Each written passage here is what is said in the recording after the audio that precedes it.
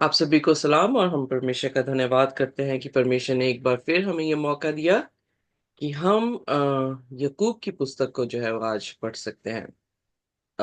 इससे पहले कि हम आज यकूब की पुस्तक को पढ़े, अपने सिरों को झुकाएंगे और हम प्रार्थना करेंगे। हमारे स्वर्गीय खुदावंद, हम आपके शुक्रगुजार हैं, धन्यवाद करते हैं आपकी हर एक नेमत के लिए जो आपने हमें दी। खुदावंद, हम इस काबिल नहीं थे कि खुदावंद आज का दिन देख सके, पर आपने प्रभु हमें जिंदगी जमीन पर रखा है। और खास करके खुदावन, जो आपने हमें ये समय दिया है कि सबसे पहले हम आपके वचनों का, खुदावन, उसके आपके चेहरे को देख सके खुदावन, उसके लिए हम निहायत ही शुक्रगुजार हैं, धन्यवाद करते हैं प्रभु कि हम आपके बेटे और बेटियां हैं। आपने हमें सुंदर बनाया है, आपने अपने वस्त्र दिए हैं जो धार्मिकता के हैं। हमारी प्रार्थना है प्रभु कि हम आपकी आत्मा में हर रोज बढ़ते चले जाएं।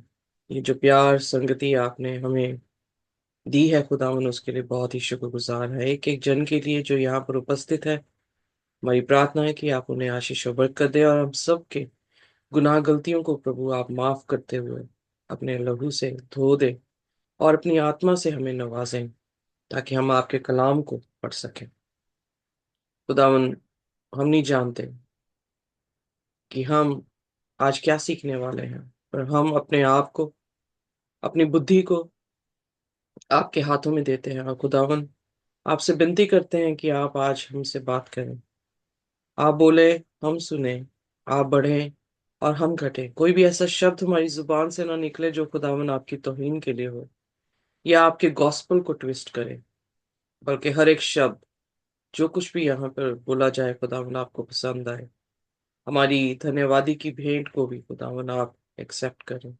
हमें ब्लेस करें। इस प्रार्थना को यीशु के नाम से मांगते हैं, आमीन। आमीन। आमीन। आमीन। सो हम जो है Bible society online NRSV version को जो है वो देखेंगे इंग्लिश में। और हमारे साथ जो है सिस्टर सिमरन है, जो हमारे हिंदी में बाइबल पढ़ेंगे। सो यहाँ पर जो है हम यकूब की पत्री को पढ़ने वाले हैं। यकूब की पत्री जो है, यकूब ने लिखी है, जैसे कि नाम भी है। और ये यकूब जो है वो प्रभु यीशु मसीह का भाई है और हाफ ब्रदर है, क्योंकि बाइबल बताती है कि यीशु मसीह की माँ मरियम थी, यानी माँ से, मरियम से जो है वो पैदा जरूर हुए हैं, पर यूसुफ उनका बाप नहीं था। सो इसलिए मैं यहाँ पर याकूब को हाफ ब्रदर कह रही हूँ, क्योंकि इन दोनों की जो है माँ तो मरियम रही है, बट बाप जो है वो डिफरेंट है। इनफैक्ट खुदावन यीशु मसीह का जन्म जो है वो काफी अलग तरीके से हुआ है, और उसका भी एक मकसद था। क्योंकि प्रभु यीशु मसीह किसी भी तरह से, अगर इंसान के एक भी सेल से पैदा होता, तो वो भी पापी होता। जैसे कि भजन संहिता 139 में दाऊद कहता है कि मैं अपनी माँ के पेट से ही क्या हूँ, पापी हूँ, या मेरी माँ ने मुझे जो है जन्म ही पाप में दिया है। क्योंकि हम सब पहले आदम से, अगर रोमियो उसके 5 और उसकी 12 आयत को देखते हैं, तो वहां पर जिक्र आता है कि पहले आदम से जितने भी आए हैं वो सभी जो है वो पापी हैं। तो इसलिए प्रभु यीशु मसीह दूसरा आदम इसलिए बना, क्योंकि वो खुदावन खुदा ने इस तरह से प्लान किया कि वो इस धरती पर बिना पहले आदम के जरिए से जो है उसको उत्पत्ति हो सके, ताकि वो एक ऐसा दरवाजा खोल सके जिससे इंसान या इंसानियत जो है दोबारा से बागी अदन में जो है वो दाखिल हो सके। सो इसलिए जेम्स जो है, जब हम देखते हैं मत्ती उसका 13, आइए मेरे साथ पढ़ें मत्ती उसका 13 और उसकी 55 55 आयत। तो वहां पर हम पढ़ते हैं।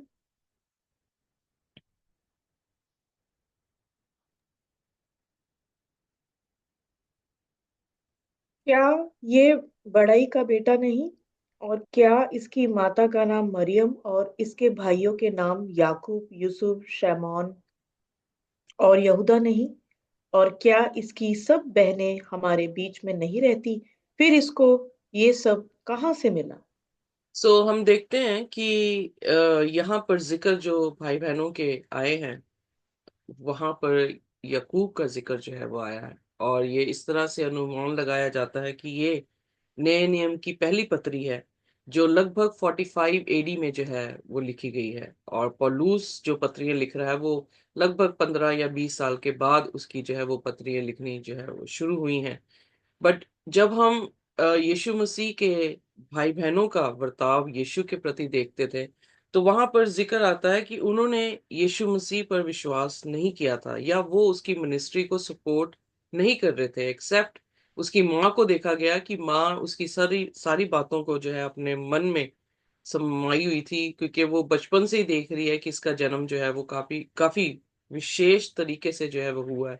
और वो जानती थी कि ये मसीहा होगा, क्योंकि उसके जन्म के बारे में फरिश्ता आके बता रहा है। उसके मरण के बारे में अननियास ने जो है वो हैकल में उसके बारे में बताया, जब वो 8 दिन के बाद यीशु का खतना करने के लिए गए हैं। 12 साल में वो आ, मंदिर में जो है वो महायाजकों के साथ या फकी फरीसियों के साथ जब मतलब बातचीत कर रहा है खुदावंद यीशु मसीह, तो वो भी अचंभा कर रहे हैं कि 12 साल के बच्चे के पास इतना ज्ञान जो है वो कैसे आ गया। और फिर हम देखते हैं कि काना गलील में यूहन्ना उसके दूसरे अध्याय में जब वाइन खत्म हो गई, तो मरियम ने जो है अपने बेटे से कहा कि तू अब जो है इनकी मदद कर। सो हर बात में हम देखते हैं कि मरियम उसको देख रही है कि ये जो है वो इमैनुअल है, यानी खुदा हमारे बीच में है, तो वो उसकी इज्जत और तहजीम कर रही है। पर भाइयों बहनों का जिक्र जहां पर आता है, वहां पर हम ये देखते हैं कि आ, उन्होंने जो है वो सपोर्ट नहीं की। बट उसके बाद हम जब पहला कुरिन्थियन उसका 15 और उसके 7 वचन में जाते हैं, तो वहां पर जिक्र आता है कि यकूब ने जब यीशु मसीह को मरने के बाद जिंदा देखा है, तो उसका जीवन जो है वो बदल गया है। आइए देखिए पहला कुरिन्थियन और उसका 15 अध्याय और उसकी 7वीं आयत।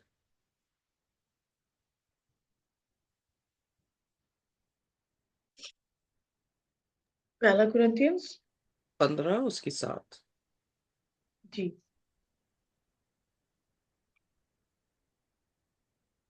फिर वह याकूब को दिखाई दिया, तब सब प्रेरितों को दिखाई दिया, सब के सब मुझको भी दिखाई दिए, जो मानो अधूरे दिनों का जन्मा हो। ओके, सो यहाँ पर हम देख रहे हैं कि अगर हम उससे पहली आयतों से पढ़ना शुरू करें, तो पौलुस जो है वो यीशु मसीह के पुनरुत्थान की बात कर रहा है। और वहां पर जिक्र कर रहा है कि वो उन्होंने जो है यीशु मसीह को जीवता जो है वो विटनेस किया है। इसीलिए जब गलीतियों उसके पहले अध्याय उसकी 6 से 9 आयत को जब हम पढ़ते हैं, तो वो कह रहा है कि अगर कोई भी, इवन फरिश्ता भी आकर जो कुछ हमने तुम्हें बताया है उसके उलट तुम्हें बताए, तो उस पर क्या हो, वो श्रापित हो। वो इसलिए क्योंकि ये प्राइमरी एविडेंसेस हैं। इनको हम कह सकते हैं कि ये डायरेक्ट एविडेंस है, क्योंकि इन्होंने अपनी आंखों से, तभी यूहन्ना की पत्री में पहले यूहन्ना उसके पहले अध्याय में उसकी पहली आयतों में इस तरह से वो जिक्र कर रहे हैं कि हमने उसे छूकर देखा है, हमने अपनी आंखों से देखा है, हम उसके साथ रहे हैं। सो जब वो जो उन्होंने देखा है, उन्होंने इसको जो है वो कलम बंद कर दिया, उन्होंने लिख दिया। तो इसलिए ये एविडेंस जो है वो सब एविडेंसेस से या सब जुबानों से जो है वो उत्तम जुबान है, क्योंकि उन्होंने अपनी आंखों से यीशु मसीह को जीवता देखा। यकूब जो है वो भाइयों हाफ ब्रदर है। और जब जीसस जिंदा थे या मिनिस्ट्री कर रहे थे, तो उस पे इतना ज्यादा मतलब वो विश्वास में नहीं था। बट जब वो मरा है और तीसरे दिन जी उठा है, तो हम ये देखते हैं कि उसकी जिंदगी जो है वो खुदा में मजबूत हो गई है। वेल हम हर कहानियों में देख रहे हैं। एक बार हम बात भी कर रहे थे, तो हम ये देख रहे हैं कि अगर डिटेल्स देखनी है खुदा के गॉस्पल की, तो आपको ओल्ड टेस्टामेंट में जाना पड़ेगा, क्योंकि जिस तरह से हमने यूसुफ की कहानी एक एक पल को जो है वो कितनी करीबी से जो है वो देखा है, और उसमें से हमने गॉस्पल को देखा है। पर जब न्यू टेस्टामेंट में हम आते हैं तो न्यू टेस्टामेंट में आपको जो है वो डिटेलिंग्स में नहीं, बल्कि आपको जो है वो जनरल बात जो है वो कर रहा है। सो इसलिए पुराना नियम और नया नियम दोनों जो है वो खुदा की तरफ से दी गई हुई हमें आंखें हैं, जिससे हम अगर समझदार हैं या हमने ओल्ड टेस्टामेंट में डिटेलिंग्स जा चुके हैं, तो हमें जो है यहाँ पर न्यू टेस्टामेंट में प्रभु यीशु मसीह की कही हुई बातें जो है वो समझ आ जाएंगी। सो यकूब जो है वो कोई ऐसा पत्री नहीं है जो पौलुस ने पत्री लिखी है और जिसमें पौलुस कलीसिया के कुछ मसलों के बारे में जो है वो बातें कर रहा है या उनकी जाति जिंदगियों के बारे में बातें कर रहा है। पर यकूब जो बात कर रहा है वो एक तरह का न्यू टेस्टामेंट का नीति वचन है। जैसे ओल्ड टेस्टामेंट में नीति वचन सुलेमान ने लिखा है, उसी तरह से न्यू टेस्टामेंट में जो थियोलॉजियंस हैं वो ये कहते हैं कि ये न्यू न्यू टेस्टामेंट का नीति वचन है या प्रोवर्ब्स है। जेम्स उसके पहले अध्याय उसकी पहली से 8 आयत तक आप हार्ड टाइम्स के बारे में, विजडम के बारे में सीखेंगे। फिर उसके बाद 9 से जब हम 18 में जाते हैं तो टेम्पटेशंस के बारे में वो जिक्र करता है, वो टेम्पटेशंस कैसे काम करती हैं। फिर जब 19 से 27 में जाते हैं तो वहां पर जिक्र आता है कि हम सिर्फ हेयरर्स नहीं हैं, हम सुनने वाले नहीं हैं, हम खुदा के वचनों को सुनकर उस पर चलने वाले इंसान हैं। सो हम हर पल में देखेंगे कि वो जो है बुद्धि की बातें कर रहा है और समझ की बातें कर रहा है, जो हमारी जिंदगी में काफी प्रैक्टिकल तरीके से इस्तेमाल की जा सकती हैं। सो इसलिए मैंने कहा यकूब बेशक यीशु मसीह का भाई था, कहने को वो भाई था, पर जब उसने यीशु को जीवता प्रभु देखा है तो उसका जीवन बदल गया। और फिर तो ये काम में यकूब जो है, वेल बाइबल में बहुत सारे यकूब यकूब का जिक्र आया है, जब्दी के भाई बेटा यकूब जो यीशु मसीह का चेला था। बट ये यकूब जो है वो यीशु मसीह का जो है वो भाई है। जैसे मैंने कहा कि इसने जब प्राइमरी विटनेस बन गया यीशु मसीह का मरना और जी उठना। अगर आप प्रेरितों के काम में देखें तो वहां पर भी पतरस कोई कुछ और प्रचार नहीं कर रहा, सिर्फ यही प्रचार कर रहा है, तुमने यीशु मसीह को मारा पर पिता ने उसे जो है वो जिला दिया। यानी उसका जिलाया जाना ही इतनी अहमियत रखता था यहूदी कौम के लिए, क्योंकि यहूदी कौम यही देखती आ रही है, सिंबल में भी यही देखती आ रही है। और खुदा के जो नबियों ने प्रभु यीशु मसीह का प्रकाशन दिया या प्रोफेसीज की इसने, वो भी यही बताती थी कि यीशु मसीह आकर उनका मसीहा बनेगा। सो इसलिए जो माँ ने शायद यकूब को बातें बताई कि इसका जन्म इस तरह से हुआ, ऐसे है ऐसे है, तो मेरे ख्याल से उसका विश्वास जो है उस समय मुकम्मिल हुआ जब उसने उसे जीवता देखा। और क्या देख रहा है कि वो आसमान पर उठा लिया क्या है। पहला आदम जहां गिर गया, वहीं पर दूसरे आदम को उसने जब देखा कि वो जयवंत होकर आसमान पर उठा लिया गया है, बाप के दाहिने बैठ गया है, तो वो इस चीज का बयान जो है वो इस पत्री में करता है। तो आइए देखिए उसके पहले वचन में, यकूब उसका पहला अध्याय और उसका पहला वचन। जी। परमेश्वर और प्रभु यीशु मसीह के दास याकूब की ओर से उन 12 गोत्रों को जो तितर बितर होकर रहते हैं नमस्कार पहुंचे। सबसे पहले यहाँ पर हमें देखने को मिल रहा है कि यकूब ने अपने आप को किसका दास कहा? पिता का। और वो क्या कह रहा है? प्रभु यीशु मसीह। इंसानी तौर से या इंसानी स्वभाव में हम झट से अपने जो है वो रेफरेंस उनके साथ बना लेते हैं जिनकी जो है वो काफी वैल्यू हो या दुनिया उन्हें जानती हो।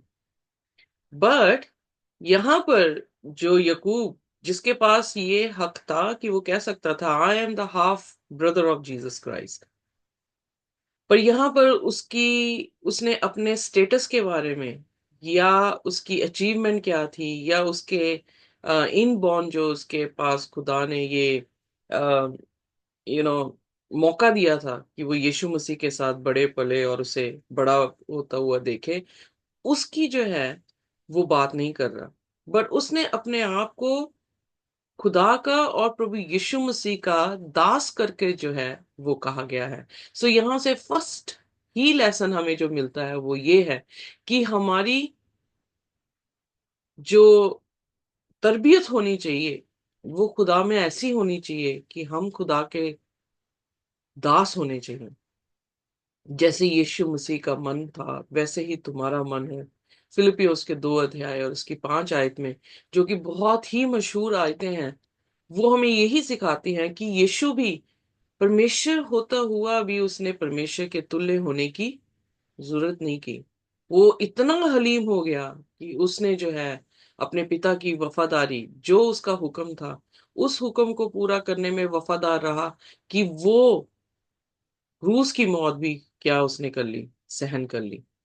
सो अगर यीशु मसीह ने अपने जीवन में इस तरह से अपना वर्ताव रखा है, तो मसीह क्या चाहता है? पौलुस क्या चाह रहा था? पौलुस ये चाह रहा था जैसे मसीह का व्यवहार था या मन था, वैसा ही हमारा मन जो है वो हो। सो हमारा मन कैसा होता है? हमारा मन हमेशा जो है उन लोगों का जो प्रचलित लोग हैं, झट से हम उनके साथ अपने आप को मेल करा लेते हैं।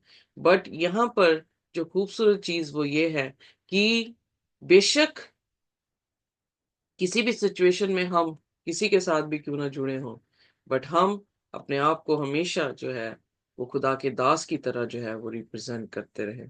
और वो ये खत जो है ट्राइब्स यानी 12 ट्राइब्स जो डिस्पर्स हुई हैं उनको लिख रहा है। सो यानी यकूब जो है यहूदी था, और यकूब यहूदियों को ही जो है इस खत को लिख रहा है। और यहाँ पे जिक्र किया गया है कि वो 12 गोत्र जो है वो डिस्पर्स हुए हैं या बिखरे हुए हैं।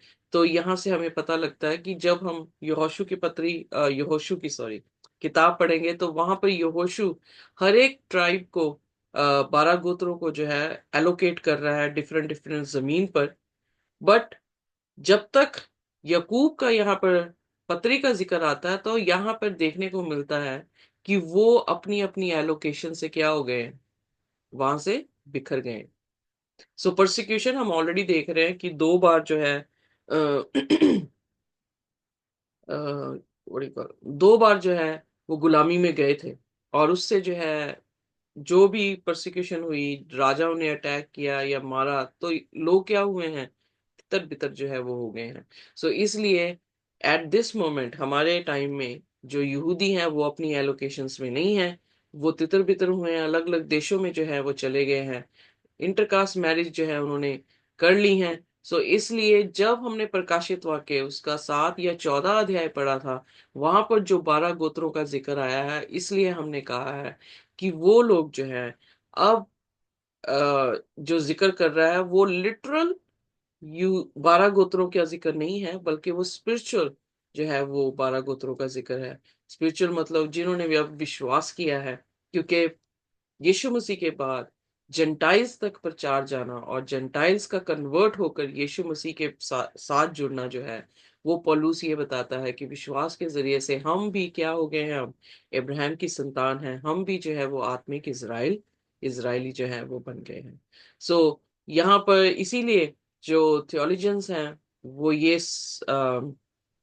चर्च ने जो है ये सोचा है, या आई डोंट नो, उन्होंने ये एविडेंस दिया है कि जो यकूब है वो यीशु मसीह का भाई है, जिसने जो है इस पुस्तक को लिखा है। और वो 45 AD में लिख रहा है, सबसे पहली पत्री लिखी गई है जो कि यहूदी कौम को। और उस दौरान में अगर आप याद करें कि अगर 45 में, तो इतने नंबर्स में जेंटाइल्स अभी जुड़े नहीं थे। सो इसीलिए उसका ज्यादा तवज्जो किस पे गया है, पौलुस की तरह नहीं कि पौलुस ने जेंटाइल्स को खत लिखा है, पर यहाँ पर उसकी तवज्जो जो है वो 12 गोत्र है।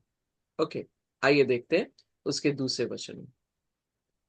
हे मेरे भाइयों, जब तुम नाना प्रकार की परीक्षा में पड़ो तो इसको पूरे आनंद की बात समझो, ये जानकर कि तुम्हारे विश्वास के परखे जाने से धीरज उत्पन्न होता है। पर धीरज को अपना पूरा काम करने दो, कि तुम पूरे और सिद्ध हो जाओ और तुम में किसी बात की घटी ना रहे। सो यहाँ पर पहली बात उसने विश्वास, विजडम की जो है वो की है, और उसका रिलेशनशिप जो है वो ट्रायल्स के साथ बताया गया है। वेल, ट्रायल्स क्या है? ट्रायल्स जो हैं वो, जैसे एक बार हमने पहले भी सीखा कि ट्रायल्स और टेम्पटेशन में जो है वो डिफरेंस है। टेम्पटेशन जो हमारी लस्ट के जरिए से या हमारी अभिलाषाओं के जरिए से हमारे पर आती हैं। ट्रायल्स वो हैं जो हम अपने सफर में किसी भी तरीके से टेस्ट से होकर गुजरते हैं। और यहाँ पे वो कह रहा है कि इस बात को आनंद की बात समझो। क्यों? क्योंकि वो टेस्ट जो है हमारे विश्वास को बढ़ाते हैं। अगर टेस्ट ना आए, जैसे हम ऑलरेडी सीखे हैं कि अगर बच्चे के पास, अगर वो सेकंड क्लास का बच्चा क्यों ना, अगर उसका टेस्ट ना लिया जाए तो बच्चे को पता नहीं लगेगा कि उसकी वीकनेस कहाँ पर है, या कहाँ पर जो है वो फेल हो रहा है। टेस्ट सिर्फ ये नहीं है, बहुत सारे लोग ये सोचते हैं कि अगर खुदा हमारा जानी जान है या वो हमारी हर एक चीज को देखता है तो उसे टेस्ट लेने की क्या जरूरत, उसे पता ही है कि हम जो है वो कमजोर हैं या हम यहाँ पर जो है वो गिर जाएंगे। खुदा जो है खुदा को ये समझने के लिए नहीं टेस्ट दिया जाता, बल्कि ये टेस्ट हमें प्रूव करने के लिए दिया जाता है कि हम कितने मुकम्मिल जो हैं खुदा में हुए हैं। वेल, जो हाल ही में जब हम यूसुफ की कहानी को पढ़ रहे हैं तो यूसुफ की कहानी में अ, अब वो गवर्नर बन गया है मिस्र का, और फैमिन आया है, और उस दौरान उसके भाई जो है उसके पास आए हैं। अब इमेजिन करें कि आपके भाई बहनों ने आपको धोखा दिया है, और वो अब आपके सामने हैं और वो आपको पहचान नहीं रहे हैं, तो आप क्या करेंगे? हमारा स्वाभाविक तौर से हम पता क्या करेंगे? हम उनको, जैसा उन्होंने हमारे साथ बर्ताव किया है वैसे बर्ताव करके उनको भेज देंगे। एम आई राइट और नॉट? खिंच जाएंगे उन्हें देख के दोबारा, और उन्हें कहेंगे अब मैं पावर में हूं, अब मैं इन्हें मजा चखाता हूँ। बट यूसुफ ने जो है इस तरह से व्यवहार नहीं किया। उसने उन्हें ये नहीं कहा कि मैं मजा चखाता हूँ। उसका जो भी था वो टेस्ट जो उसका देना था, वो मजा चकाने की बात नहीं थी। वो टेस्ट ये बताता था कि वो देखना चाह रहा था कि ये लोग 22 साल पहले जैसे थे, क्या ये बदले हैं या वैसे ही हैं। सो यूसुफ जो है वो तो इंसान है, खुदा नहीं है कि उसे पता हो कि ये बदले हैं कि नहीं बदले हैं।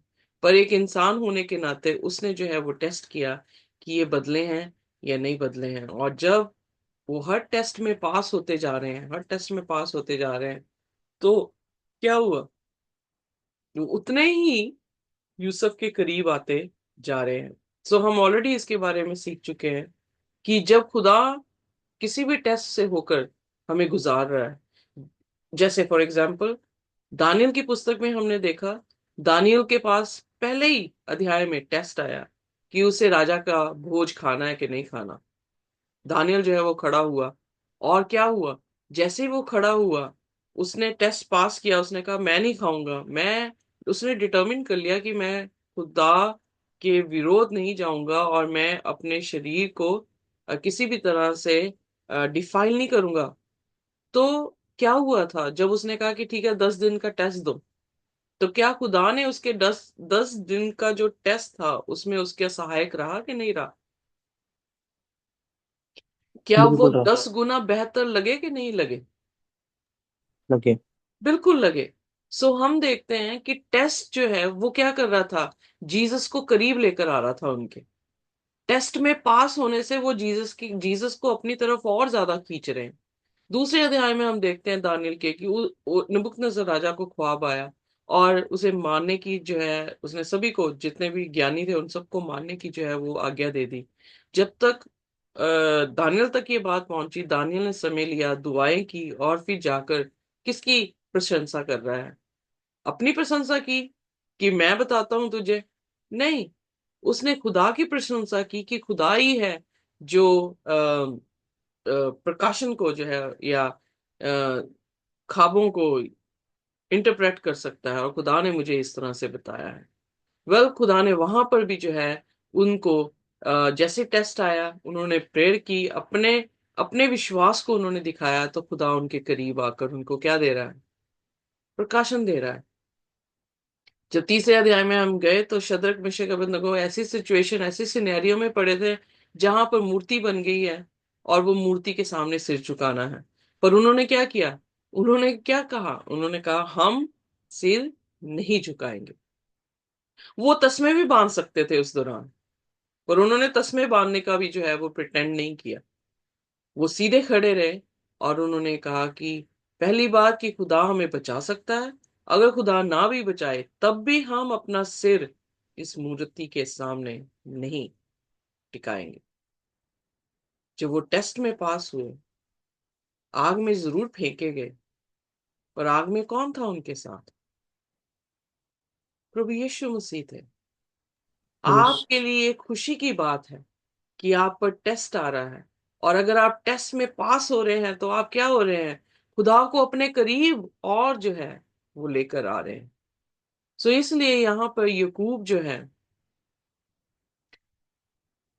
वो यही बताने की कोशिश कर रहा है कि हमारे टेस्ट हमारे लिए खुशी का कारण है, क्योंकि वो because you know that the testing of your faith, जब आपके विश्वास का टेस्ट होता है, वो आपके बीच में पेशेंस को जो है वो लेकर आ रहा है। अब मैं एक एक शब्द को अगर लेकर आऊं तो एक एक शब्द मेरे लिए बड़ा बहुमूल्य है।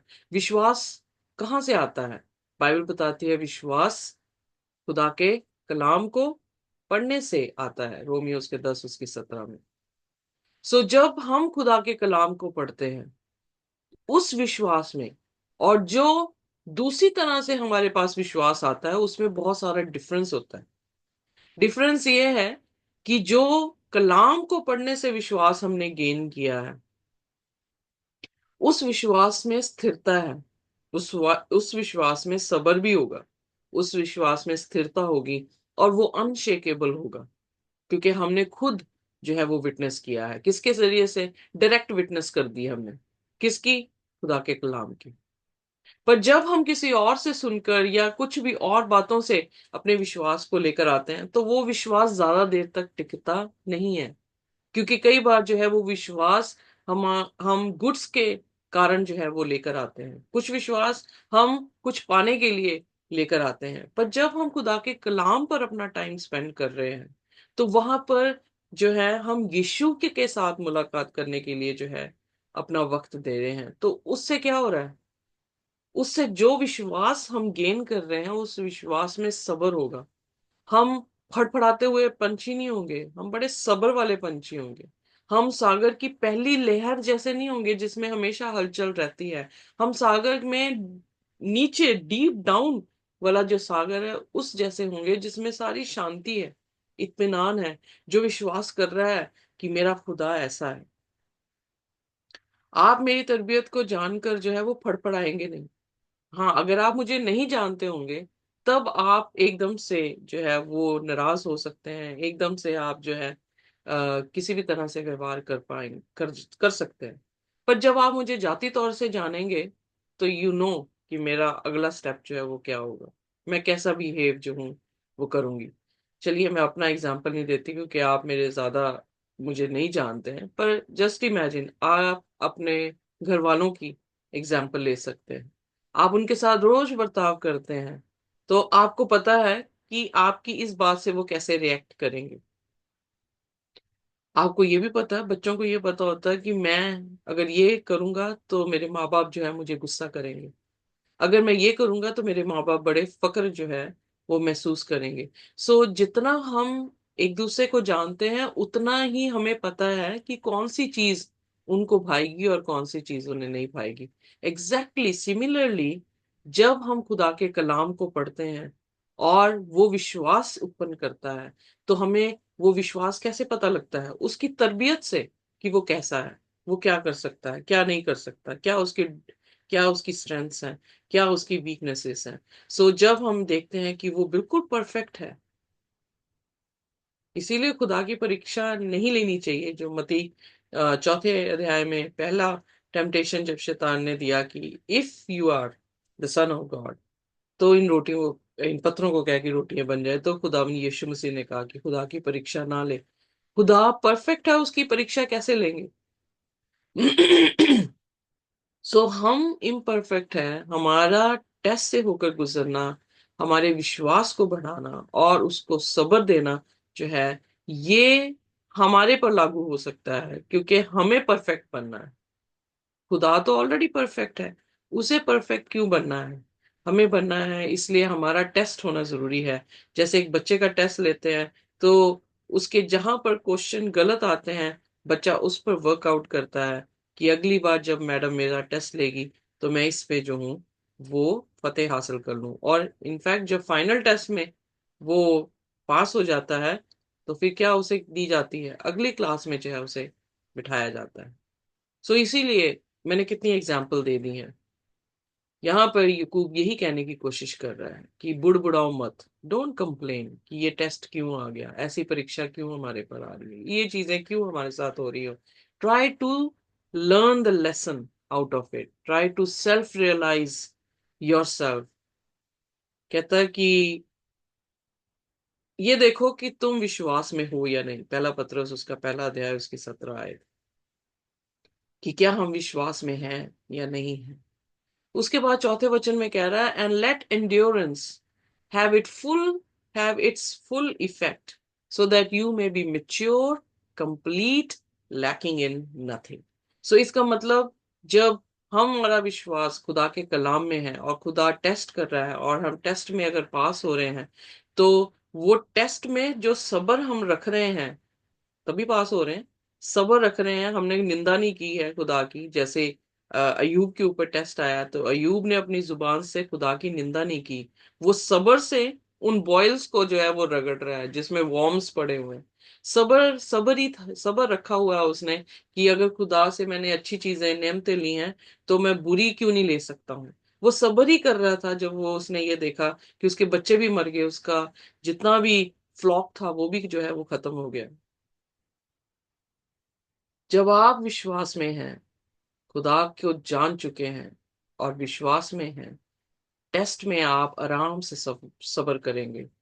आप किसी भी तरीके से जो है वो अपनी जुबान से गलत शब्द जो है वो नहीं निकालेंगे। और इसी बात का फक्र जो है यीशु या खुदावन जो है शैतान के सामने अय्यूब के लिए कर रहे थे।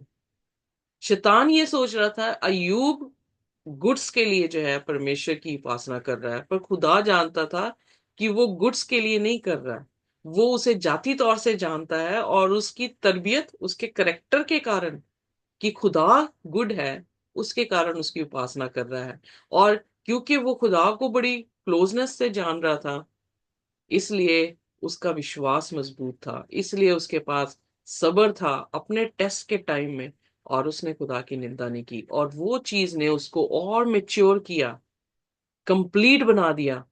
उसके पास कोई लैकिंग नहीं थी। और at the end of the test खुदा ने उसे दुगना दिया। खुदा ने जो बच्चे भी दिए, खूबसूरत जो है बच्चे उसे बख्शे, उसके जानवर जो थे वो सब जो है वापस खुदा ने उसे दुगना जो है वो दे दिया।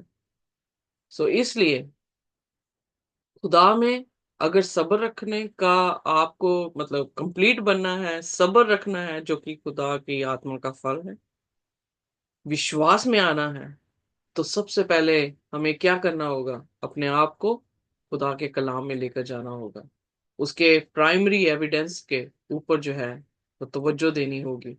और तब जब हम टेस्ट में जाएंगे तो वो हमारे लिए बल और शक्ति जो है वो बन जाएगा। इसीलिए यूहन्ना उसके पहले अध्याय में उसकी पहली आयतों में लिखा, आदि में वचन था, वचन परमेश्वर के साथ था और वचन ही परमेश्वर था। तो जब वो वचन हमारे अंदर जाता है तो कौन अंदर जा रहा है? प्रभु यीशु मसीह खुदा। हमारे अंदर जा रहे हैं। और पहला कुरिन्थियन 3:16 में पौलुस क्या कह रहा है कि तेरी देह किसका मंदिर है? पवित्र आत्मा। खुदा का। खुदा की आत्मा वास करती है। तो आत्मा क्या है? खुदा है। और खुदा क्या है? वचन है। और वचन कहाँ पर है? पवित्र शास्त्र में। सो जब ये वचन अंदर जाता है, आपने इस देह को क्या बना दिया? खुदा का मंदिर मंदिर। जो है वो बना दिया। और फिर आपके जहन में जितना आपने खुदा का वचन, मैंने पहले भी एक बार बोला है, जितना खुदा का वचन हमने डाल दिया, अगर ग्लास में, ये बॉटल है मेरे पास, इस बॉटल जो है वो थोड़ी सी खाली है, कोई भी जन कुछ भी डाल सकता है, पर अगर ये बिल्कुल ऊपर तक पानी से भरी हो तो कोई डाल सकता है कुछ? नहीं। सो उतना ही हमारा दिमाग है, अगर दिमाग में खुदा का वचन हमने भर दिया है तो जो इंफॉर्मेशन हमने यहाँ पर दी है, हमारी उसी इंफॉर्मेशन को क्या करेगा, वो कैलकुलेट करके हमें डिसीजन मेकिंग में हेल्प करेगा। अब सपोज करें कि मुझे, मैं बिल्कुल भी एस्ट्रोनॉट के बारे में नहीं जानती, उनका प्रोसीजर क्या होता है, वो कैसे ट्रेनिंग करते हैं, कौन सा फिजिक्स वहां पे चलता है, आई हैव नो आइडिया। मेरा माइंड कैलकुलेट करके कुछ नहीं बता सकता। जो चीजों को मैं जानती हूँ, खुदा के वचन को मैं जानती हूँ, जितना मैंने उसको अपने दिमाग में भरा है, उसको जो है निकाल कर माइंड मेरा क्या कर रहा है, उसी इंफॉर्मेशन को लेकर मेरी जुबान से बात जो है वो निकाल रहा है। इसीलिए मत्ती की अंजील में जब उन्होंने कहा कि तेरे चेले जो है हाथ धो के नहीं खा रहे, तो यीशु मसीह ने क्या कहा, जो अंदर जा रहा है, मतलब खाने की बात कर रहा है, जो अंदर जा रहा है वो तो निकल जाएगा बाहर, पर जो तुम्हारे दिल से आ रहा है वो क्या कर रहा है, तुम्हें अशुद्ध करता है। सो कहने का अर्थ है, जो डाला है वो ही निकल रहा है, जो तुम्हारे दिल में है वो ही बाहर निकलता है। तो दिल में क्या होना चाहिए, खुदा का वचन होना चाहिए। वो वचन जो है विश्वास और सब्र को लेकर आता है, तो आपकी जुबान से उसकी निंदा नहीं हो पाती है। सो इससे आप क्या होते हैं, मेच्योर होते हैं, कंप्लीट बनते हैं, किसमें, खुदा की बीच में। आप उस दूसरे आदम के बेटे और बेटियां बन जाते हैं, तो आपके पास कोई भी जो है वो लैकिंग नहीं होती। इसीलिए भजन लिखने वाला दाऊद, आ 23 उसके पहले वचन में क्या कहता है, the Lord is my shepherd and I shall not want. जब वही मेरा मुहैया करने वाला है, जब वही मेरे को इंफॉर्मेशन देने वाला है, जब वही मेरे दिमाग में फिल करने वाला है हर चीज अपने कलाम के अनुसार, तो मैं क्या लैक करूंगा, कुछ भी नहीं। ओके, सो आइए 5वीं आयत देखते हैं।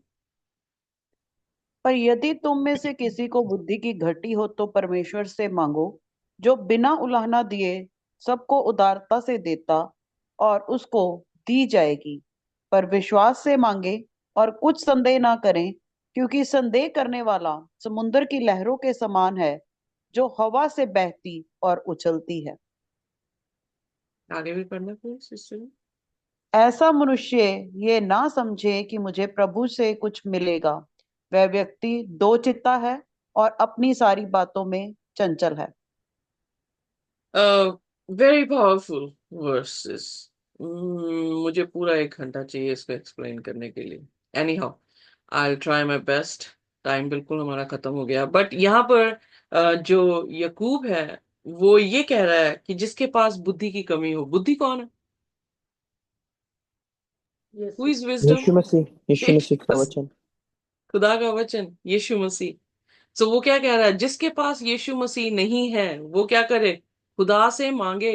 सो यीशु मसीह ने क्या कहा कि तुम बुरे होते हुए अगर अपने बच्चों को अच्छी चीजें देना जानते हो, तो स्वर्गीय पिता तुम्हें क्यों ना देगा। तुम मांगते नहीं हो इसलिए तुम्हें मिलता नहीं। सो मांगो तो तुम्हें क्या होगा, दिया जाएगा। सो यहाँ पर वही प्रिंसिपल गॉस्पल का जो है अप्लाई किया जा रहा है, या इम्प्लीकेट किया जा सकता है कि अगर मेरे पास बुद्धि की कमी है, बुद्धि कैसे मिलती है, नीति वचन में जो पुराने नियम का नीति वचन है, सुलेमान ने लिखा है, वो क्या कह रहा है, परमेश्वर का भय मानना ही बुद्धि का आरंभ है। सो भय मानना क्या है, डर जाना, कुर्सी के नीचे छुप जाना जाके, क्या है भय मानना? भय मतलब रेवरेंस की बात कर रहा है, इज्जत की बात कर रहा है। जब हम खुदा के वचन को इज्जत देते हैं, इंसानों से बढ़कर खुदा के वचन को इज्जत देते हैं, तो वो बुद्धि का आरंभ है, क्योंकि आपने आधी जंग अपनी जीत ली। जब मैं कोई भी जन जो है इंग्लैंड में आता है, तो इंग्लैंड में आके अगर ड्राइविंग जो है वो सीख ले, तो लोग ये समझते हैं कि आधी जंग जीती गई, कि यू आर फ्री। आप डिपेंडेंट नहीं है किसी पर, आप कहीं पर भी जो है वो मूव कर सकते हैं अपने काम के लिए। अगर दूर भी काम मिला है, तो यू कैन गो। सो ये हमारी आत्मीय जिंदगी की आधी जंग है। जब यही चीज हम फर्स्ट, क्रिश्चियन वर्ल्ड में प्रॉब्लम ये है कि वो पहला कदम ही नहीं उठा पा रहे। और वो कदम ये है कि खुदा को इज्जत देना, खुदा के कलाम को प्रथम स्थान देना बनिस्बत की लोगों के वचनों को। और हम लोगों के वचनों पर जो है वो ज्यादा तवज्जो दे देते हैं। वेल, उन लोगों के वचनों पे कई बार मुझे बहुत ज्यादा इस बात से हैरानी भी होती है, उन लोगों के वचनों पे जो वचन सुना रहे हैं पर खुद अप्लाई नहीं कर रहे अपनी लाइफ में। कह रहे यही रहे हैं। मैंने किसी से पूछा कि आप यहाँ पर बाइबल स्टडी कर रहे हैं, आप दूसरे चर्च में भी जा रहे हैं, कुछ अंतर आपको नजर आ रहा है? तो उन्होंने कहा कोई अंतर नहीं नजर आ रहा। मैंने कहा वेरी गुड। जो आप प्रचार कर रहे हैं वही दूसरे प्रचारक प्रचार कर रहे हैं। तो मैंने उनसे पूछा उन्होंने क्या प्रचार किया। उन्होंने कहा कि हम जो है 40 दिनों में जो है वो रोजे प्रार्थना करके अपने आप को बदलते हैं, और आप टेम्पररी अपने आप को चेंज कर रहे हैं, परमानेंट चेंज जो है खुदा को चाहिए। मैंने कहा बिल्कुल दुरुस्त बोला उन्होंने, पर वो आप क्या कर रहे हैं? टेम्पररी चेंज कर रहे हैं अपने आप को कि परमानेंट चेंज कर रहे हैं? क्या दिखा रहे हैं वो? सो डिफरेंस कहाँ पे दिखा? मुझे मुझे जो दिखा वो डिफरेंस ये है कि हम चाहे थोड़े हैं गिनती में, बट हम जो प्रचार कर रहे हैं हम वैसा ही अपना रवैया रख रहे हैं। ये नहीं कि सिर्फ बोल रहे हैं और कर कुछ और रहे हैं। और जो बोल रहे हैं वो सत्य ही बोलेंगे। यीशु मसीह ने भी जो है मत्ती की अंजील में कहा, 23 अध्याय में, जब फकी फरीसियों के बारे में जिक्र कर रहा है, ये बोलते तो सही है पर जो ये करते हैं वो मत करना। प्रचारक बोल तो सही रहे हैं, झूठ बोल ही नहीं सकते। बलाम भी जो है वो झूठ नहीं बोल पाया या कर्स नहीं कर पाया, खुदा की हजूरी में कैसे कर देगा वो बोल तो रहे हैं। पर बलाम ने क्या किया? जब प्रार्थना में जा रहा था, खुदा आशीष जो है वो इज़राइल को दे रहा था, बट उस समय तो वो कुछ नहीं कर पाया। बाद में वो जो गलती करके आया कि उसने जो चालाकी बालक को दी है ताकि खुदा जो है वो इज़राइलियों के नौजवानों को मार दे, उसका पलटा खुदा ने उसको दिया है। और मूसा ने खास करके जो है आ, ये आदेश दिया कि बलाम को तलवार से मार के आओ। जब उसने जो है बलाक के पूरे देश को जो है वो कॉन्कर किया। वेल, अब आगे हम एक्सोडस पढ़ने ही वाले हैं, तो उसमें जो है हम इस चीज को जो है आगे आगे देखना शुरू करेंगे। सो कहने का अर्थ यह है कि not the hearer but the doer of the word, यही खुदा का वचन है जो कह रहा है। इसलिए वो कह रहा है जो दो चिते हैं, जो अपना स्टैंड नहीं ले रहे हैं, वो किस तरह से हैं? वो एक ऐसी लहर की तरह है जो ऊपरली तौर से हम सागर में देख रहे हैं, हवा आके उन्हें क्या कर रही है? कहीं पर भी ले जा रही है।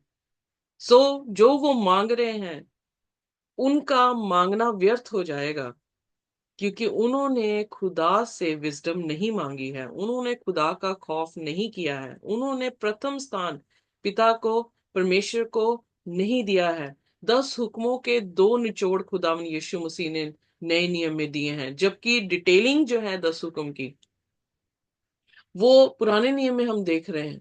और फिर जीसस ने, वेल, मैथ्यू मैथ्यू उसके 5वें अध्याय में, मत्ती उसके 5वें अध्याय में और जो है गहराई से बताया है, पर फिर उसने समराइज दो चीजों में कर दिया। तू अपने पिता को अपने पूरे मन से प्रेम कर, और तू अपने पड़ोसी को अपने जैसा प्रेम कर। सो यहाँ पर जो खौफ करना है खुदा का, बुद्धि का आरंभ है वो खौफ करना, इज्जत देना, खुदा को प्रथम स्थान देना और लोगों को नहीं देना। यही वचन है जो सिखा रहा है, और यकूब यही चीज सिखा रहा है कि खुदा को क्या करो? प्रथम स्थान, इज्जत दो, और जो उसके शब्द हैं, उसका कलाम है, उस पर मजबूती बनाए रखो। अगर नहीं रखते हो तो खुदा से मांगो कि वो तुम्हें बिना उलाहना किए, यानी वो किसी तरह से तुम्हें सुनाएगा नहीं कि तुम्हें ये दिया है। हम इंसान एक दूसरे के लिए करते हैं तो सुनाते हैं कि हम ये कर रहे हैं, पर ये सुनाना उस तरबियत में नहीं है जो खुदा की तरबियत है। ये शैतान की तरबियत है अगर हम एक दूसरे को सुनाते हैं कि हम आपके लिए ये कर रहे हैं, हम तो आपके लिए। फैमिलीज में क्लैशेस क्यों होते हैं? यही चीज, जब ये सिखाना दिखाना शुरू करें, वो देख रहे हैं, उनकी आंखें हैं, वो देखते हैं, उन्हें समझ आता है, उन्हें बार बार समझाने की जरूरत नहीं होती है। सो इसीलिए यीशु मसीह हमारे साथ कुछ करके हमें सुनाता नहीं है, वो जेनरसली देता है, उदारता से देता है, और बिना उलाहना के दे रहा है। और जब हम विश्वास से मांगते हैं पर डाउट कर रहे हैं, तो हम क्या हैं? डाउट इन द सेंस, हम दो ओपिनियंस में फंसे हुए हैं। एलिया ने इज़राइल को कहा, तुम क्यों दो ओपिनियंस में फंसे हुए हो? अगर खुदा खुदा है तो उसकी तरफ आ जाओ, अगर बाल खुदा है तो उसकी तरफ चले जाओ।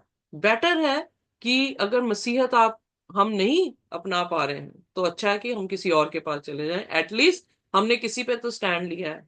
अब एक आदमी जो है दो औरतों के बीच में अगर फंसा हो, तो बेटर क्या होगा कि एक औरत के पास चला जाए। ये तो है ना कि उसने किसी के लिए तो स्टैंड लिया है, चाहे अपनी पहली औरत के लिए चाहे दूसरी औरत के लिए, किसी के लिए तो स्टैंड ले रहा है, चाहे गलत ही ले रहा है। सो कहने का अर्थ है कि आप दो ओपिनियंस में जो है क्यों फंसे हुए हैं? एक तरफ हो जाओ, इंसान की तरफ होना है या खुदा की तरफ। तो जब मत्ती उसकी 15 उसकी 9वीं आयत में हम पढ़ते हैं, तो वहां पे परमेश्वर के वचन में प्रभु यीशु मसीह कह रहे हैं कि ये व्यर्थ ही मेरी उपासना करते हैं, क्योंकि ये इंसानों के हुक्मों को उपदेश बनाकर जो है वो सिखा रहे हैं। क्यों? क्योंकि यहाँ पे टू ओपिनियंस में लोग जो है वो फंस गए हैं। खुदा को देखें या ट्रेंड्स को देखें, खुदा को देखें या अपने प्रचारक को देखें जो प्रचार कर रहा है। एक बार मैं प्रचार कर रही हूँ कि माइकल जो है वो प्रभु यीशु मसीह का दूसरा नाम है, और दूसरे शख्स ने जाके अपने प्रचारक से पूछा कि ये प्रचारिका इस तरह से प्रचार कर रही है, क्या ये सही है? उसने कहा कि ये सही नहीं। उसने दूसरे इंसान से जाकर अपनी बेटी से पूछा जो थियोलॉजी मास्टर्स कर रही थी, और उससे पूछा कि ये चीजें सही है? उसने भी कहा कि नहीं, ये गलत बोल रही है। उसने जो है वो बाइबल स्टडी छोड़ दी। किस पे विश्वास उसने किया? खुदा के वचन पर। खुदा का इंसान। वचन जो है साफ दिखा रहा था कि माइकल जो है, दानियल कोई पढ़ता ही नहीं है, दानियल की भविष्यवाणी कोई समझ नहीं रहा है। और अगर किसी ने इस चीज को समझाया है, बेशक न्यू चीज है, बट बाइबल के साथ को रिलेट किया है, तो किसकी जो है हमने बात मान ली? खुदा को छोड़ दिया। ढूंढते, और अगर बाई चांस डाउट आया है और कलाम को पढ़ते और नजदीक जाते, तो क्या खुदा उसे ना बताता? जी एविडेंस बता। एक के बाद एक जो है हमें दिया, और हमने कहा कि नहीं, कौन खड़ा हो सकता है अपने लोगों के लिए? कोई फरिश्ता नहीं खड़ा हुआ बाइबल में। खुदावंद यीशु मसीह खड़े होते हैं अपने लोगों के लिए। तो मिकाएल यीशु मसीह का नाम है। मिकाएल का अर्थ ही ये है, खुदा जैसा। सो कहने का अर्थ है कि हम कई बार अपने छोटे छोटे डिसीजंस में खुदा के वचन को नीचा कर देते हैं और इंसानों को ऊपर उठा देते हैं। इमेजिन करें, नॉट इमेजिन करें, कि आप खुदा के वचन को जानते हैं, और जानते हुए भी हम उन मंडली में जो है वो चले जाते हैं जहां पर की ट्रेडिशन है जिसको वो फॉलो कर रहे हैं। तो आपने वहां पर क्या मैसेज दिया खुदा को? आप ही से मैं पूछती हूँ, क्या मैसेज गया होगा खुदा को? क्या आप विश्वास में है? क्या आप विश्वास में नो। नहीं है? नो, विश्वास में नहीं है, ओके। रिचुअल्स में है। तो एक जन बता रहा है, पर मैं दूसरों से भी पूछ रही हूँ, एग्री करते हैं आप इस बात को? यस। क्योंकि देखें, विश्वास कार्य से दिखाई देता है। हमारे कार्य क्या बता रहे हैं? कि we are happy in that tradition, we don't stand. अगर अगर शद्रक मेशक अबेदनगो जो है तस्मे बांधने के लिए झुक जाते, तो यीशु क्या उनके साथ विश्वास में खड़ा रह सकता था, या विश्वास उन पे कर सकता था? नो। इनकार कर गए। इसीलिए यीशु ने कहा, जो इंसानों के बीच में मेरा इनकार करता है, मैं उसका किसके सामने इनकार कर दूंगा? पिता के सामने। My friends, it's not easy, it's not light, cheap बात नहीं है जो खुदा का वचन कह रहा है हमें। हमें शायद अकेला खड़ा होना पड़ जाए, पर क्या आप खड़े हो सकते हैं यीशु के लिए कि यही कलाम है और मैं इसी को फॉलो करूंगा? अगर आपने टू ओपिनियंस में अपने आप को फंसा कर रखना है तो मोस्ट वेलकम। बाइबल यहाँ पे ये कह रही है कि उसकी विश्वास, डाउटिंग विश्वास है, वो एक वेव की तरह है जो हवा उसे उड़ा के लेकर जाती है, और वो कुछ भी एक्सपेक्ट नहीं कर सकता कि वो खुदा से कुछ भी पाएगा। मैं नहीं कह रही, यकूब यहाँ पे कह रहा है must not expect to receive anything from the lord. ये छोटी बात नहीं है जो यकूब ने बोली है। और यकूब की पत्री में आप बार बार यही चीज देखेंगे कि यकूब जो है वो प्रैक्टिकल लाइफ को जो है वो ज्यादा अहमियत दे रहा है। कि बातें करने से आप मसीह नहीं हो सकते। मैं बातें करने से आपको लव यू कहती रहूं और आपकी मुसीबत में मैं आपके साथ ना हूं या आपके लिए दुआएं ना करूं, तो आप मुझे एक अच्छा इंसान नहीं समझेंगे। सो जो मैं कह रही हूँ वो मैं करूंगी तो आप मुझे अच्छा इंसान समझेंगे।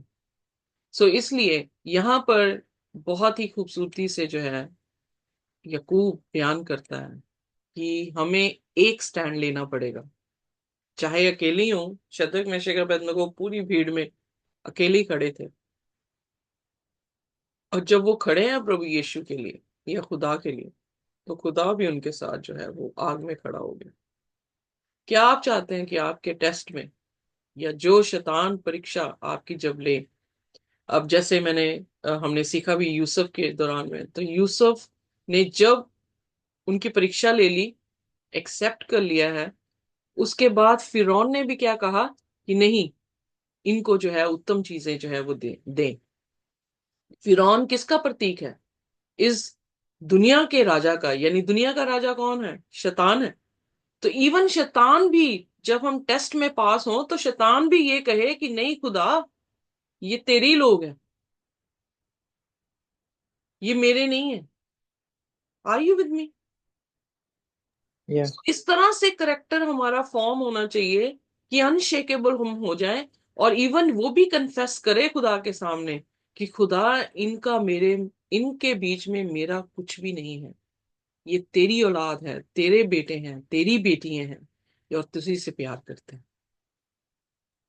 हालेलुया। आमीन। Amen. आमेन। सो इसलिए आइए हम भी खुदा के साथ Amen. मजबूत हैं। टू ओपिनियंस में ना फंसे प्लीज। अगर कोई शंका है खुदा के कलाम में, खुदा के पास पहुंच जाए, खुदा को कहें कि मुझे सिखाएं। खुदा आपको जरूर सिखाएंगे। मुझे भी सिखाने वाला कोई नहीं है, मुझे भी खुदा ही सिखाते हैं। बट मैंने विलिंगनेस से खुदा से कहा है कि खुदा मैं तेरे तेरे साथ रहना चाहती हूँ, तेरा आत्मा मुझसे अलग ना करना। मैं भी मुसीबतों से गुजरती हूँ, मेरी लाइफ इजी नहीं है, बट खुदा का शुक्र है कि खुदा सामर्थ देता है, खुदा का शुक्र है विश्वास देता है, खुदा शुक्र है वो पेशेंस देता है, खुदा का शुक्र है कि मिच्योर बना रहा है, कंप्लीट बना रहा है, ताकि मैं कुछ भी लैक ना करूं। और जिसके पास यीशु है उसके पास जिंदगी है। सो हम अगर टू ओपिनियंस में फंसे रहे तो कुछ एक्सपेक्ट ना करें कि खुदा आपके लिए कुछ भी कर पाएगा, बिकॉज आपने अपना स्टैंड ले लिया कि यू डोंट वांट। हम खुदा यीशु मसीह को नहीं जा चाहते, हम जो है वो दुनिया को चाह रहे हैं। तो जब एक स्टैंड ले लिया, मिडिल ग्राउंड कोई नहीं है बाइबल में। सो आइए खुदावन यीशु मसीह का और उसकी तरफ का स्टैंड लें, ताकि खुदा हमारे लिए सब कुछ करे कि अगर आग में भी हम गिराए जाएं तो खुदा वहां पर भी हमारे साथ आ खड़ा हो। अपने सिरों को झुकाएंगे और प्रार्थना में जाएंगे। कोई भी जन जिसे परमेश्वर हिदायत करे वो हमारे लिए प्रार्थना कर सकता है। आइए अपने सिरों को झुकाएं और प्रार्थना करेंगे। आइए हम प्रार्थना करें। हालेलुया हालेलुया, धन्यवाद खुदाबंद बाप, आपकी महिमा हो, आपके नाम को जलाल देते हैं खुदाबंद। परमेश्वर, आपका नाम सब नामों में आला है खुदाबंद। आपका वचन कहता है कि प्रेरितों के काम 4 के 12 में कि स्वर्ग और पृथ्वी में ऐसा कोई दूसरा नाम नहीं यीशु नाम को छोड़ जिसके द्वारा हम उद्धार पा सके। खुदावंद बाप, हम जब आपके वचन को पढ़ते हैं खुदावंद बाप, आपके वचन में लिखा है कि खुदा आप ही है जो खुदा मार्ग, सत्य और जीवन है परमेश्वर। खुदावंद यीशु मसीह आप ही मार्ग और सत्य और जीवन है। खुदावंद बाप, हम आपका धन्यवाद देते हैं कि हम आप में अपने समय को बिता रहे हैं खुदा, और आप उसमें हमारी अगुवाई, हमारी रहनुमाई कर रहे हैं खुदावंद। हम आपके आभारी है, आपको हम धन्यवाद देते खुदावन कि आप हमें फिर दोबारा मिलाते हैं खुदा, और हर दिन, हर समय, हर पल आपके मन्ना के प्रकाशन से आप भरते जाते हैं खुदावन। हम आपका धन्यवाद देते हैं खुदावन बाप। जब हम याकूब की इस पत्री को भी पढ़ रहे हैं खुदावन बाप, तो खुदावन बाप हम इसमें बहुत सारी बातों को जो देख रहे हैं खुदावन बाप, जो याकूब खुदावन बाप एक जो न्यू टेस्टमेंट का एक प्रोवर्ब्स करके जो इसे कहा गया है खुदावन बाप, परमेश्वर हम देखते हैं ये बहुत सारी बातें जो हमें अपने जीवन में खुदा लागू में लाना बहुत इंपॉर्टेंट और बहुत जरूरी है खुदावन बाप। हम जानते हैं खुदावन बाप, जब हमारा विश्वास परखा जाता है तो खुदा वो आप इसलिए नहीं परखते कि आप देखें कि हम कहाँ स्टैंड है खुदा, ये इसलिए परखा जाता है कि हम खुद जाने कि हम किस सगा खड़े हैं खुदावन बाप। और यदि हम में कुछ घटिया है तो परमेश्वर आपका वचन ये भी कहता है कि परमेश्वर से बुद्धि की घटिया तो मांगो, जो सबको बिना उल्हाना की उदारता के साथ देता है खुदावन। यदि आज हमारे अंदर, हम यदि विश्वास में, यदि हमारे ट्रायल टेस्ट में अगर हम आज कहीं ना कहीं बैक ड्रॉप अगर हमारे अंदर आया है खुदावन बाप, हम आपसे मांगते खुदा कि आप जो बुद्धि है खुदावन बाप, आपका भय मानना जो बुद्धि है, हमें आप में बढ़ाए खुदावन बाप, और आपकी बुद्धि से हमें नवाजे खुदावन। हम आपकी महिमा करते हैं, आपके नाम को जलाल देते हैं, आपकी प्रशंसा करते हैं, और आपके नाम को सर्वदा सर्वदा हम धन्यवाद देते हैं खुदावन। खुदावन बाप, हम सर्वदा आपकी इबादत करने वाले और आपकी ही सेवा करने वाले बने। आपका वचन कहता है खुदावन बाप मत्ती 6 में और उसके 19 से लेकर 24 में कि एक मनुष्य दो स्वामियों की सेवा नहीं कर सकता। यदि वो एक को चुनेगा और दूसरे से बैर करेगा, और उसे चुनकर दूसरे के विरोध में वो होगा। खुदावन बाप, हम कभी भी दो स्टैंड्स को नहीं ले सकते। परमेश्वर, आज हम जो स्टैंड ले वो ऐसा स्टैंड हो कि जो हम खरा चुनाव करें, और ऐसा चुनाव करें जो हमें सत्यताई की ओर, अनंत जीवन की ओर ले जाए। खुदावंत, वो और कोई नहीं, वो मार्ग, वो रास्ता आप ही है खुदा। हम आप पे अपना स्टैंड लेना चाहते हैं, और बहुत सारी बातों को जब हम इन पुस्तक के द्वारा, इन वचनों के द्वारा, इन पत्रियों के द्वारा पढ़ने जा रहे खुदा, होने दे खुदा, हम इससे सिर्फ सुनने वाले ना बने, बल्कि इसके अनुसार चलने वाले भी बने। आपने बहुत आशीषित आज किया आपके वचन के द्वारा। आने वाले समय में जब हम और वचनों को आपके पढ़ते, आप और गहराई से भरे। अवश्य कि आप बढ़े और हम घटे, आपका नाम मुबारक पाए जाए खुदा। सिस्टर को ब्लेस करे, जितने लोग आए और जितने लोग वीडियो के माध्यम से भी देखते हो, उन्हें भी आप आशीषित करें। सारी महिमा आपको देते हुए को यीशु मसीह के नाम मांगता हूँ, सुन कीजिए, आमीन। Thank you very much. आमीन। खुदा की शांति और उसका अनुग्रह जब तक कि वो दोबारा ना आ जाए, हमारे साथ इसी तरह से बना रहे। आमीन। आमीन। आमीन। आमीन। आमीन।